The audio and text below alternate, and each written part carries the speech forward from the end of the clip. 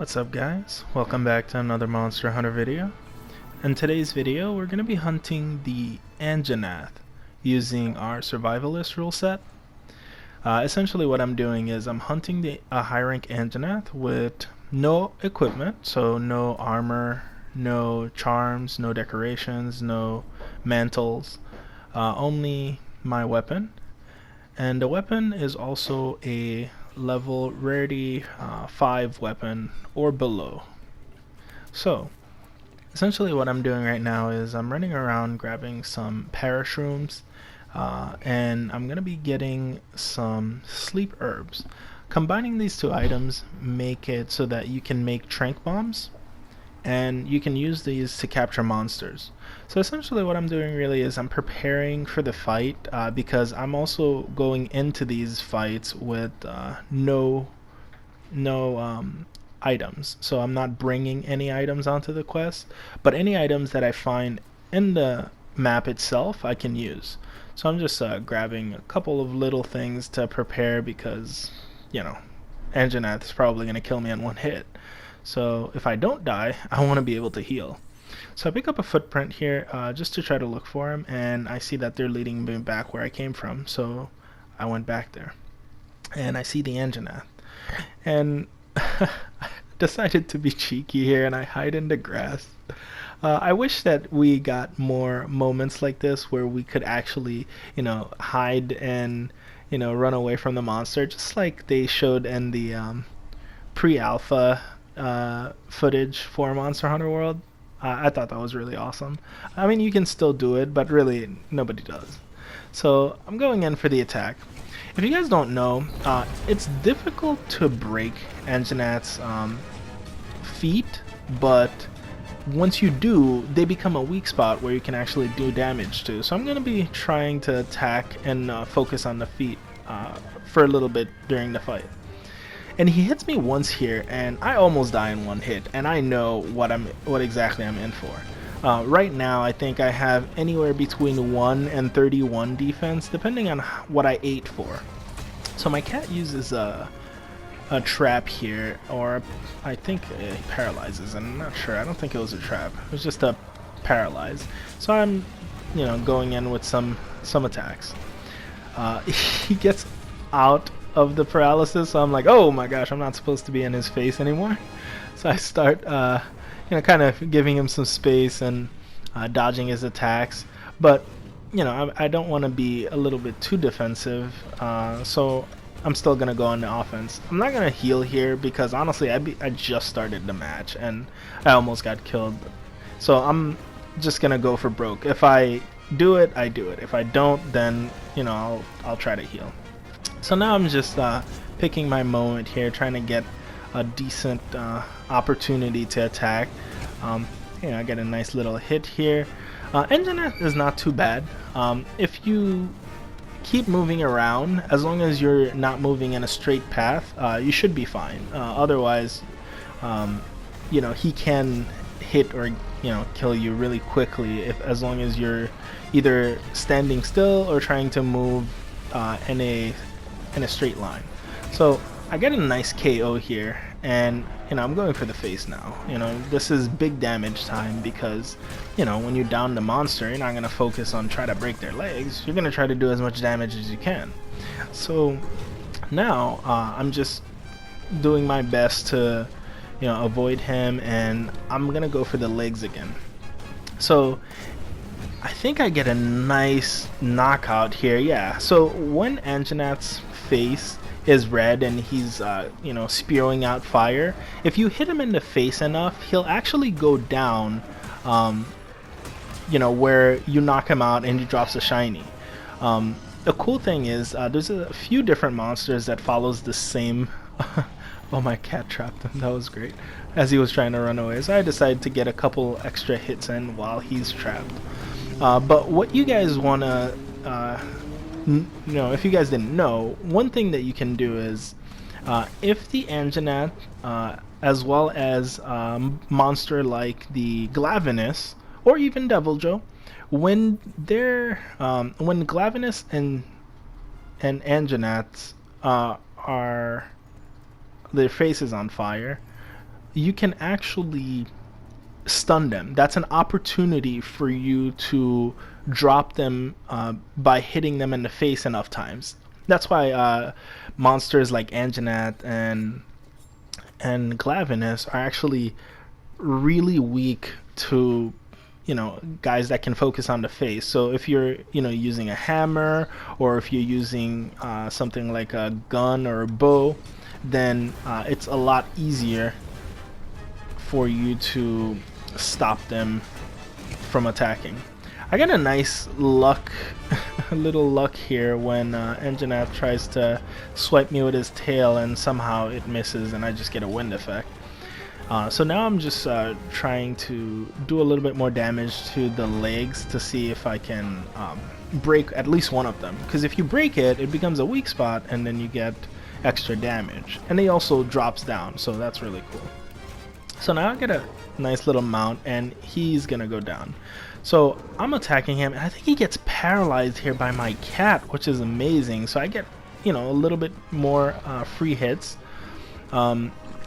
As soon as he gets out of the paralysis, though, he just drops, which was really funny. I was like, oh, okay, I guess that dropped you. So now I'm gonna get a little bit more free damage on the face. I break the face here, and this is good. It doesn't really do anything for this particular Anjanath, but I'm assuming once we get to fight the Fulgur Anjanath and Iceborne, breaking its face will probably remove some of its attacks. Like, for example, if you break the Anjanath's nose, the Fulgur Anjanath's nose, maybe it won't be able to just shoot the snot lightning at you anymore. I don't know 100%, but that's what I'm assuming. I don't know what I did there, but he drops, and it was so funny. It's just like mid-air drop. So I'm getting some free damage here. Get a little bit more damage if you hit the tail, because it's not as hard as its legs. But I'm still gonna try to focus on the legs to do as much damage.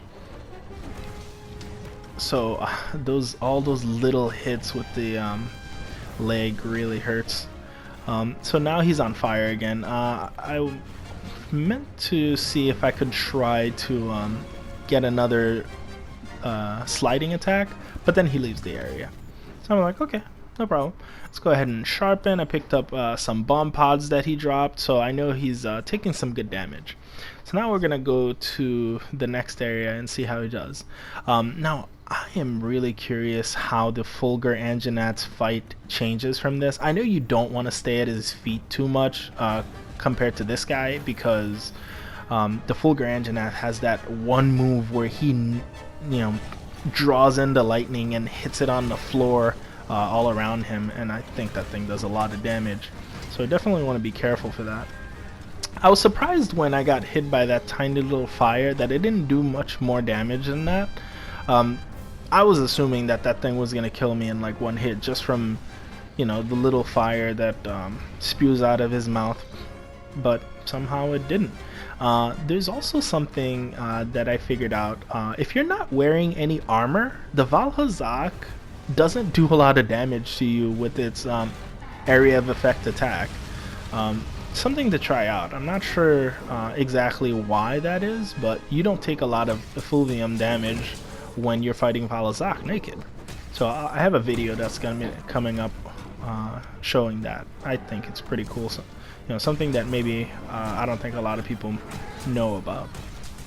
So now I'm just doing damage. I see the second pod drop. I'm like, oh my gosh, this is great. I'm, you know, getting some good damage in, and I see him limping. I was like, okay, great. I don't want you to leave just yet. So I use the bomb pod, and it breaks one of his legs, which is amazing. So I get a drop down, and then basically some free damage. Now he's mad. He's gonna stay in this area for a little bit longer instead of leaving. I get a nice vine trap capture here, and it's all free damage, guys. So now I'm just doing as much damage as possible, and then I'm gonna try to break the other leg now. I don't know how much damage I've done to it yet, but you know, I'm just swinging away and it goes down. I'm like, great, another free, you know, drop where I can get some free damage, you know, in the face. he starts running away again, and I'm like, okay, no, you're not really leaving yet. I need to stop you. So I stop him again, and just waiting to see if he sticks around, and yeah, he gets mad, so he's gonna stick around a little bit longer. I don't want him to go into his nest area because it's a little bit smaller, and in the nest area, it's there's a lot of chances for something bad to happen, because it's close quarters. I don't know how that didn't hit me, but I guess I got up and ran at the right time. So he breaks the other tree, and I decide, what, let's use that. And he gets caught by the vine trap, and I'm just going and seeing if I can do as much damage as possible while he's stuck. So now I know he's pretty much at the end. He dropped his third pod. He barely has any life left. So I'm just attempting to stop him from leaving at this point, just to do a little bit more damage. I try to get my cat to use a trap, and I remember that I have the trinks, so I decided to see if I could catch him. Now my cat dropped a flash pod first. I'm just using everything I can just to stop this Anjanath from leaving. Flash pods also work really well against Anjanath, if you guys didn't know. It sort of keeps him staying in the same area for a little while. He tries to bite here and there, but he doesn't do any of his bigger, more devastating moves. So, it's always good if you have a flash pod just to use it against them. I'm getting lucky with these tail swipes. I don't know really what's happening. Technically that could have killed me, but it didn't. So I stopped Anjanath from leaving again, and now I'm really just going to try to do as much damage as possible.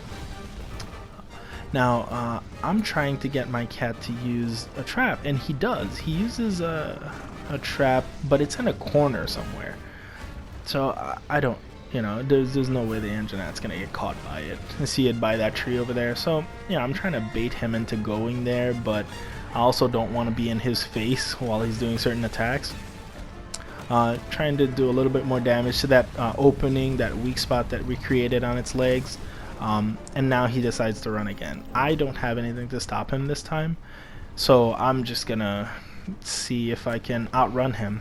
Throwing red pits at him, those don't do enough damage or flinch to try to stop the monster. So now I just stopped him with one hit, and that was great because he actually gets mad, and then he returns to the previous area he came from. So at this point, I feel like I'm a bully. I'm just chasing down the Anjanath, making sure he's not leaving the area. He goes to next to the trap, and I'm like, okay, great. And I see the stuff above him, so I shoot the things to try to stun him, and that killed him, guys. He literally had less than 14 HP before he died, and the slinger pods killed him. I was laughing. But yeah, that was the Anjanath quest using our Survivalist rule set. It's not too bad. Anjanath does hit really hard. A couple of moves you want to watch out for are probably his turnaround attacks, or his tail swipe attacks. Those can hit people easily, but at the same time they can just randomly miss you. So I'm not sure what the hitbox on those are. I'm really curious to see what the Fulgur Anjanath is going to be like. I'm looking forward to fight it in Iceborne. If you guys like the video, definitely leave a like. It really helps me out. Subscribe if you want to see more of this type of video, or as well as Iceborne content when it comes out. Alright, and that's it from me, guys. Thanks for watching. I hope you guys have a great day.